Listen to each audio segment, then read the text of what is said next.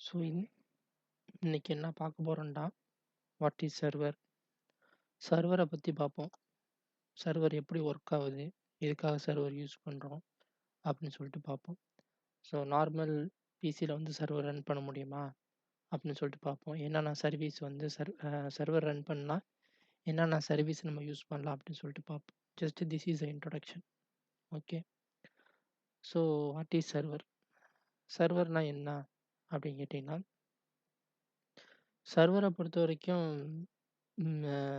Server OS அப்படின்னு சொல்லுவாங்க. Server OS இல்லாட்டி ஏடி சொல்லுவாங்க, இல்லாட்டி டிசி சொல்லுவாங்க.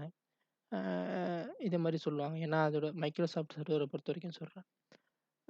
சர்வரை ரன் பண்ணுறதுக்கு வந்து ரொம்ப ஸ்பெசிஃபைடு ஹார்ட்வேர் தேவைன்னா வேணுமா அப்படின்னு கேட்டால் வேணும். ஸ்பெசிஃபைடு ஹார்ட்வேர் இருந்தால் தான், ஒரு ஸ்பெஷலைஸ்டு ஹார்ட்வேர் இருந்தால் தான் நம்ம வந்து அந்த சர்வர் ஓஎஸ் வந்து ரன் பண்ண முடியும்.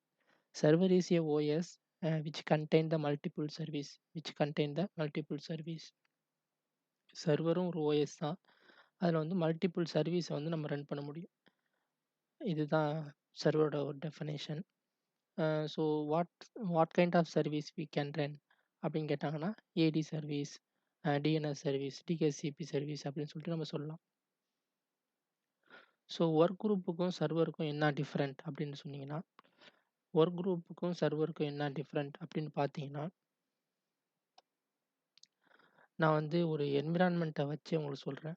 ஒர்க் குரூப்புக்கும் சர்வருக்கும் என்ன டிஃப்ரெண்ட்னு சொல்லிட்டு ஒரு ஒரு என்விரான்மெண்ட் பேஸ்லேயே நான் உங்களுக்கு சொல்கிறேன்.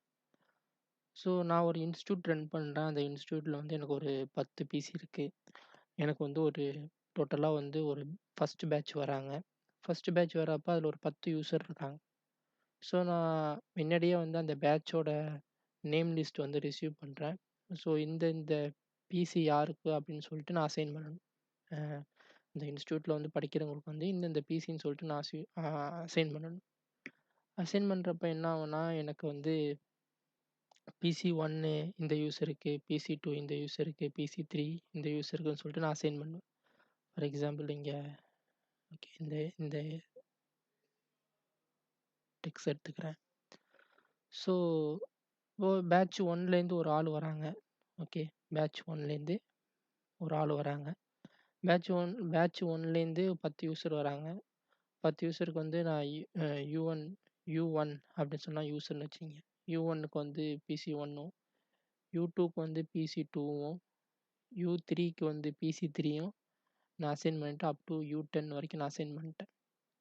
ஸோ அதுக்கு அடுத்தது இந்த இந்த இந்த பேட்சோட டைமிங் முடிஞ்சிருச்சு. அதுக்கு அடுத்தது அடுத்த பேட்ச் வராங்க.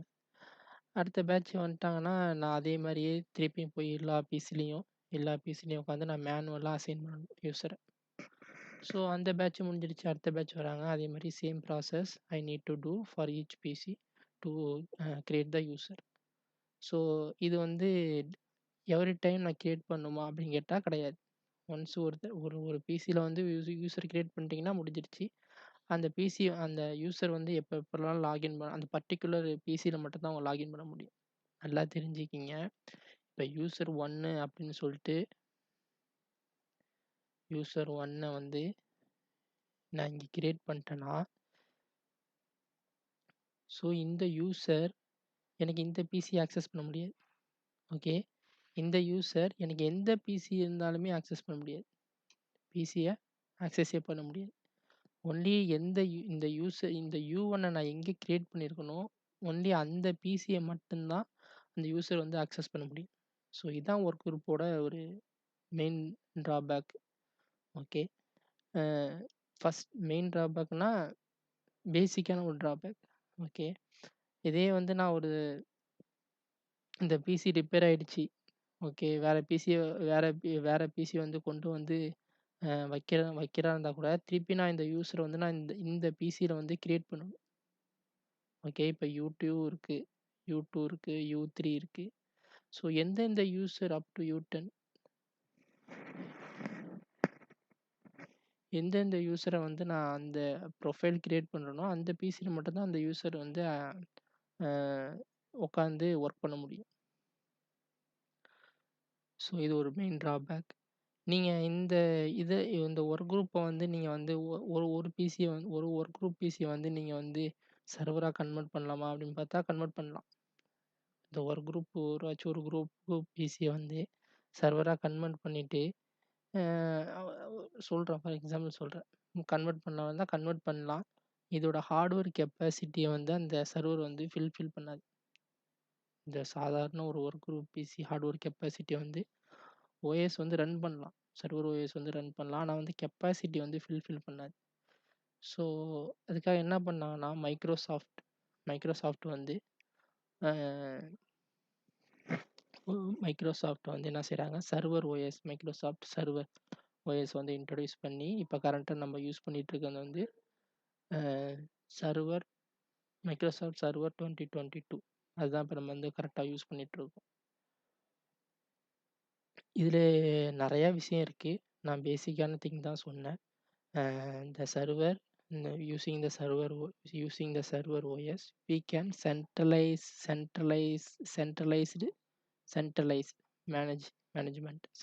management. We can use the server OS as a centralized management. ஒரு சென்ட்ரலைஸ்டா நம்ம வந்து எல்லா பிசியும் வந்து கண்ட்ரோல் பண்ண முடியும். ஓகே. ஸோ அடுத்து என்னன்னா, எதுக்கு இந்த சர்வர் ஓஎஸ் இப்போ ஒர்க் குரூப்ப பத்தி உங்களுக்கு ஒரு ஒரு ஐடியா வந்திருக்கும். ஏன் சர்வர் ஓஎஸ் வந்து நம்ம இப்ப இந்த ஒர்க் குரூப்போட நான் வந்து என் சர்வர் ஓஎஸ வந்து கனெக்ட் பண்ணா என்னென்ன பெனிஃபிட்ஸ் இருக்கும் அப்படின்னு சொல்லிட்டு இப்ப ஸோ இந்த ஒர்க் குரூப்போட என்னோட சர்வர வந்து கனெக்ட் ஆகும்போது நாட் சர்வர் ஓஎஸ் சர்வர் வந்து கனெக்ட் ஆகும்போது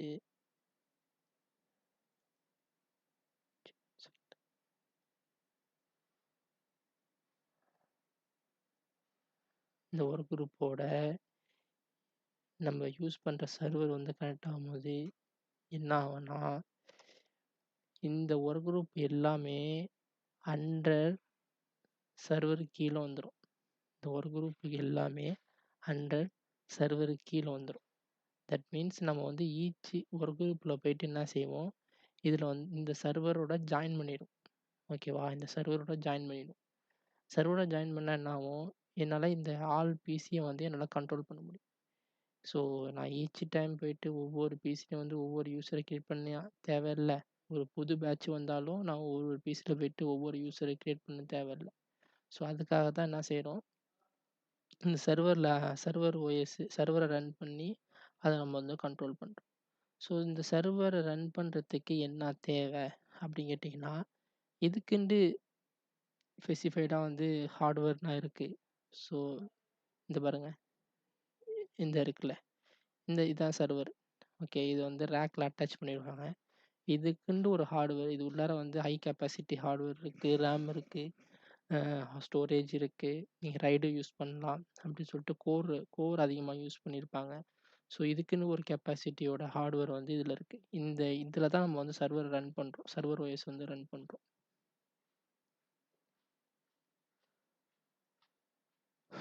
ஸோ வந்து இந்த சர்வர் ஓஎஸ ரன் பண்றதுக்கு என்ன, ஒரு மாடல் வந்து தான் HP ProLent DL830 Gen 10 ஒரு சர்வரோட மாடலு. ஓகே. ஓகே. இதுல நம்ம என்ன ரன் பண்றோம் அப்படின்னா, மைக்ரோசாஃப்ட் விண்டோஸ் சர்வர் 2022 இதான் லேட்டஸ்ட் ஒன். இத ரன் பண்ணி அதுக்கு அடுத்து என்ன செய்றோம்னா, இந்த அத ரன் பண்ணி அதுக்கு அடுத்து என்ன செய்றோம், ஒரு ADE சர்வீஸ வந்து இன்ஸ்டால் பண்றோம். இந்த ADE சர்வீஸ் ரன் பண்ணும்போது என்ன செய்யும்னா, ஆட்டோமேட்டிக்கா அடுத்த ஸ்டெப்பு அது வந்து promoted to a domain controller. ADE active directory install பண்ண பிறகு, அதுக்கு அடுத்து என்ன செய்ய போறோம்னா, இது வந்து டொமைன் கண்ட்ரோலரா சேஞ்ச் பண்ணுவோம். அதே நம்மளுக்கு தேவையா இருந்தா, அந்த சர்வரையே வந்து DNSஆ யூஸ் பண்ணுவோம். ஓகே. அதே நம்மளுக்கு தேவையா இருந்தா, அந்த DC சர்வர வந்து DNSஆவும் யூஸ் பண்ணுவோம். ஓகே. இது வந்து IP to name to IP அந்த கன்வர்சேஷன் போவோம் இங்க. ஸோ அதுக்கடுத்து என்ன செய்றோம், யூசர வந்து நம்மளால மல்டிபிள் யூசர வந்து கிரியேட் பண்ணிக்கலாம். இது வந்து நம்ம இதுலயே யூசரை வந்து ஸோ இந்த ஏடியை ரன் இதில் வந்து என்ன செய்யலாம், மல்டிபிள் யூசரை கிரியேட் பண்ணிக்கலாம், குரூப்ஸ் கிரியேட் பண்ணலாம், ஓயூ கிரியேட் பண்ணலாம், எல்லாம் செய்யலாம். அதுக்கடுத்து என்ன செய்யலாம், I can handle the group policy, group பாலிசியும் ரன் பண்ண முடியும் என்னால். ஓகே, ஸோ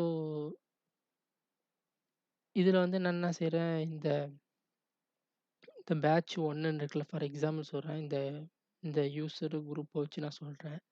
இந்த பேட்ச் ஒன்றுங்கிறத வந்து நான் என்ன செய்வேன்னா, நான் வந்து ஒரு குரூப்பாகவோ இல்லாட்டி ஒரு ஓயூவாகவோ கிரியேட் பண்ணிடுவேன். எல்லா பேட்சையும் குரூப்பாகவோ இல்லை ஓயூவாகவோ கிரியேட் பண்ணிடுவேன். ஓகே, இந்த ஓயூக்கு இல்லை குரூப்புக்கு கீழே இந்த யூசர் எல்லாத்தையும் ஆட் பண்ணிடுவேன். ஓகே, இந்த ஓயூக்கு இந்த குரூப்புக்கு கீழே இந்த யூசர் எல்லாத்தையும் ஆட் பண்ணிடுவேன். ஸோ இந்த யூசரை ஆட் பண்ணுறேன்னா என்ன ஆகும்னா, எனக்கு எந்த பிசியில் வேணாலும் அந்த யூசர் உட்காரலாம். அவங்களுக்கு ஓன் கிரெடென்ஷியல் இருக்கும். அந்த கிரெடென்ஷியலை வச்சு அவங்க வந்து இந்த பிசியை வந்து லாக் பண்ணலாம். சப்போஸ் இந்த யூ1 வந்து உட்காந்து யூஸ் பண்ணிகிட்டு இருக்காங்க, பிசி 1 யூஸ் பண்ணிகிட்டு இருக்காங்க. அதுக்கடுத்து வந்து நெக்ஸ்ட் டே வந்து அந்த சேம் யூ1 வந்து அந்த பிசி 3யை வந்து ஆக்சஸ் பண்ணலாம், பிசி 10 ஆக்சஸ் பண்ணலாம். ஸோ அவங்க ஒரே பிசியில் தான் உட்காந்து ஒர்க் பண்ணணும்னு சொல்லிட்டு அவசியம் கிடையாது. மல்டிபிள் பிசியில் வச்சு ஒர்க் பண்ணலாம். ஸோ இதுதான் சிம்பிளான கான்செப்ட். சர்வரை வச்சு சிம்பிளாக சொல்லியிருக்கேன். இது நிறையா பெரிய கடல் மாதிரி. இப்போ வந்து மைக்ரோசாஃப்ட் என்ன செஞ்சுட்டாங்கன்னா, க்ளவுடுக்கு மூவ் பண்ணிட்டாங்க. க்ளவுடுக்கு மூவ் பண்ணிட்டு அதில் ரன் பண்ணிகிட்ருக்காங்க. க்ளவுடில் மூவ் பண்ணால் கூட நம்மளுக்கு இப்போ க்ளவுடில் வந்து ஒரு ஃபைல் சர்வர் ரன் பண்ணணும் அப்படின்னு பார்த்தா கூட ஒரு விஎம் கிரியேட் பண்ணிட்டு அதில் வந்து ஒரு சர்வர் ஓஎஸ் தான் இன்ஸ்டால் பண்ண முடியும். சர்வர் ஓஎஸ் இன்ஸ்டால் பண்ணிவிட்டு அதுக்கடுத்து வந்து அதில் வந்து ஃபைல் சர்வராக அந்த சர்வர் வந்து நம்ம ரன் பண்ணுவோம். என்ன இருந்தாலுமே வந்து ஒரு பேசிக்கானது வந்து சர்வர் அப்படின்னு சொல்லிட்டு நமக்கு ஃபஸ்ட்டு தெரியணும். ஸோ அதனால தான் ஜஸ்ட் ஒரு introduction. So okay, we can see in next class. Okay.